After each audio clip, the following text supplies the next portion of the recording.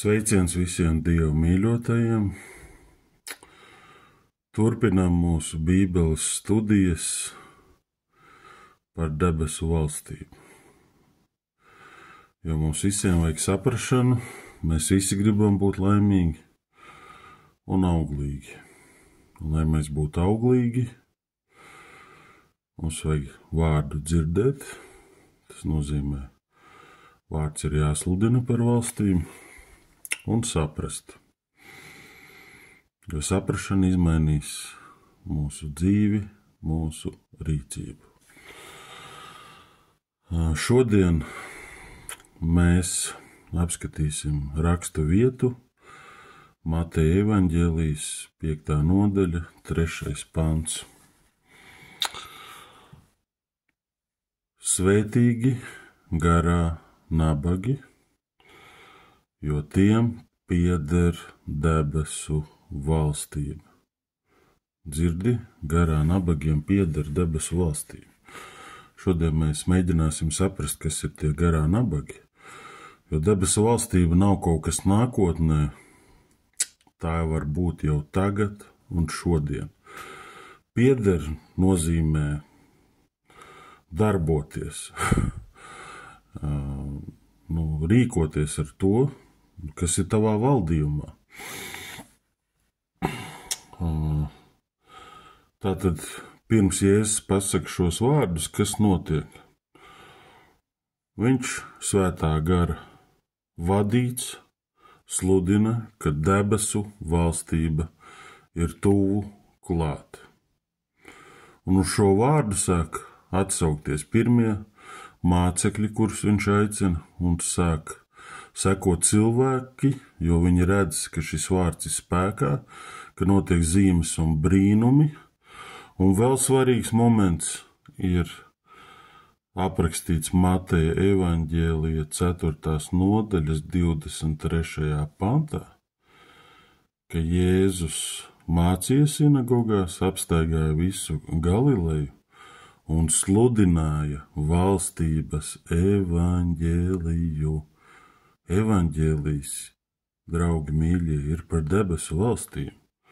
Nav tāda vārda atsevišķa evaņģēlijs. Tādēļ, ka evaņģēlijs nozīmē prieka vēsts, laimīgās ziņas, ka debesu valstība ir tuvu klāt. Bet cilvēkiem patīk vārdu evaņģēliju ietvert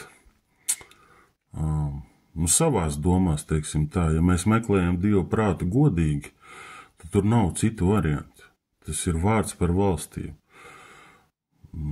Kāpēc tā notiek? Es domāju, varbūt kādi netic valstībai vai kā, un tad ir jāizdomā dažādi iemesli, kāpēc cilvēkiem vajag evaņģēliju vai ko. Jēzus neko neizdomāja, jo svētais gars viņu vadīja, svētais gars caur viņa sirdi runāja, ka valstība ir klāt, tātad viņš bija tēva prātā, viņš sludināja debesis priekš mums, no savas sirds, lai mēs varam iemantot. Un es gribu iemantot, un es zinu, ka tu arī gribi, tādēļ tu klausies, un tādēļ mēs mācīsimies, lai mēs pareizi saprast. Tātad Jēzus sludina valstības evaņģēliju, un viņš redz, ka ir daudz sekotāji, un ko viņš izdara? Viņš uzkāpj kalnā. Ko tas nozīmē?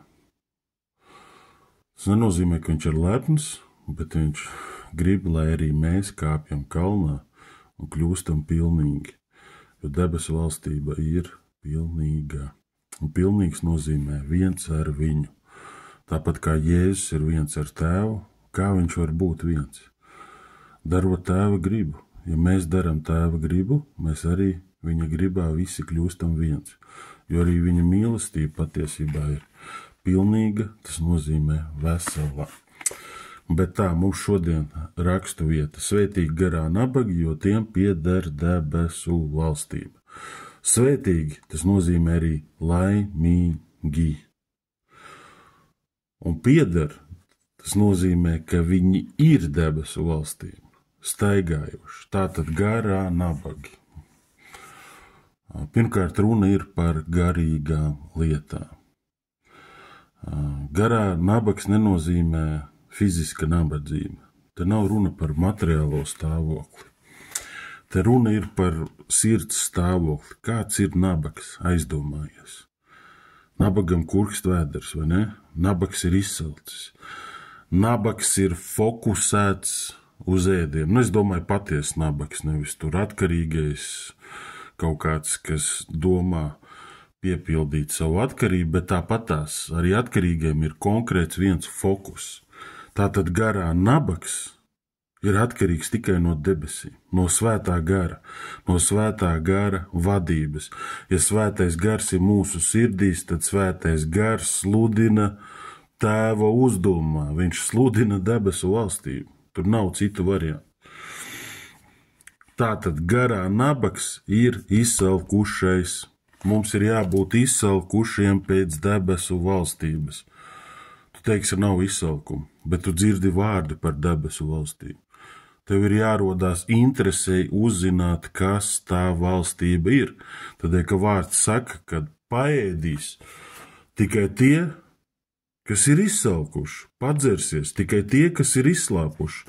Ja nav šīs slāpes, tad sirds ir pilna ar kaut ko citu, un sirds ir jāatver, lai saņemtu. Kā var atvērt savu sirdi? Sāc domāt, kas tā valstība ir. Dievs ir devis cilvēkam iztēli. Tādēļ, ka vārds par valstību ir dzīvs kā sēkla, viņš sāks augt tavās domās, un viņš pieaugs, un tu sāksi meklēt, un ja meklēsi, tu atradīsi. Nākamais domas, nākamais ir lūgšanas pēc gudrības. Tie, kas klauvē, tiem tiek atvērtas durvis, paplašināts redzes loks skatījums. Lai mēs saprastu valstību, mums ir jāatver savas sirdis, tādēļ, ka valstība var tikai iemājot cilvēka sirdī. Domas ir svarīgas, domā par valstību, jo patiesībā, kur ir mūsu domas, domām seko darbība. Ja mūsu domas nebūs par valstību, mums nebūs nekāda darbība. Pieder debesu valstī. Tātad viņi ir svētā gara vadīti. Lai būtu svētā gara vadīts, ir jāpasaka visiem citiem gariem uz redzēšanos. Cilvēkiem ir tāda vājība, ko es esmu ievērojis, ka viņi paši grib būt visa vadīti. Taisnojās visu priekšā, bet tas pirmais, kas ir jāizslēdz viss, un ir jāatslēdz viss apkārtējais un jāieslēdz sava garīgā sensori, lai uztvertu svēto garu. Un ir jāprasa pēc svētā gara konkrēti. Tā ir lūgšana mērķi. Tā, ka svētais gars ienāk sirdī, viņš pirmkārt mūs māca par valstīm. Un tā, ka mums nāk saprašana, tad arī mūsu sirdīs piepildās šis vārds, un mēs sākam sludināt par valstīm.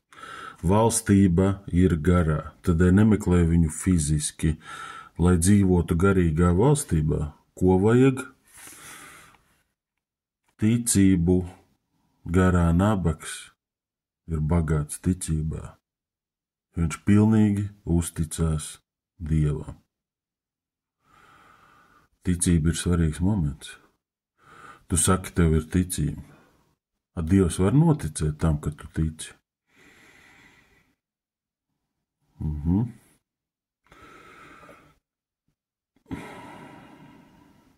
Valstība ir garīga. Un garīgi var piederēt tikai tas, kas ir garīgs. Un garīgās lietās ir jābūt ļoti precīzam, jo nekā vairāk mums nav kā raksti. Un nebaidies no patiesības, jo patiesība darīs brīvu no visa tā, ko cilvēki ir pielikuši. Cilvēks grib labu, un doma jau ir laba, bet Dievs ir labs.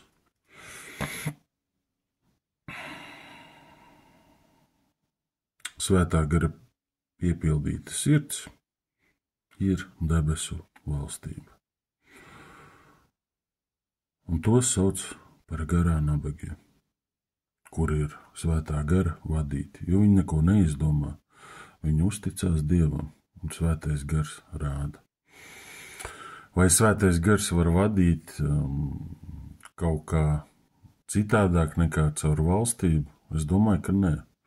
Tādēļ, ka Jēzus parādīja piemēru, ja mēs pastamies, viņš sludina tikai par valstību, tādēļ, ka Tēvs un svētais gars, un viņš ir viens, un svētais gars runā caur viņu.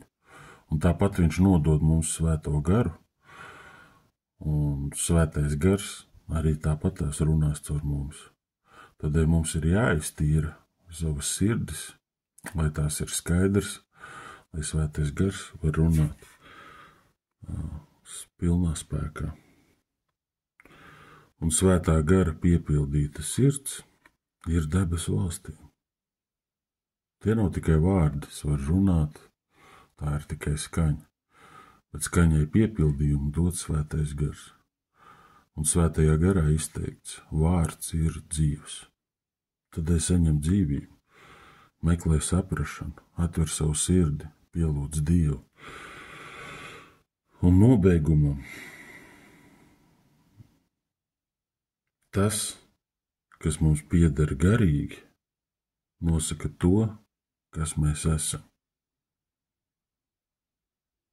Garā nabagiem pieder debesu valstī, un viņi ir debesu valstī, jo viņi ir viens ar Kristu, tāpat kā Kristus ir viens ar Tēvu. Svētīgu tev dienu, vari droši rakstīt komentārus apakšā, savas domas. Ja gribi pulcēties ar mums kopā, mums ir draudze Cēsīs, svētdienās 12. Mēs nākam kopā, slavējam, sludinam, sadraudzība, sarunas, aktīva darbība. Zini, kas ir skaisti? Kā Dievs ir iekārtojis.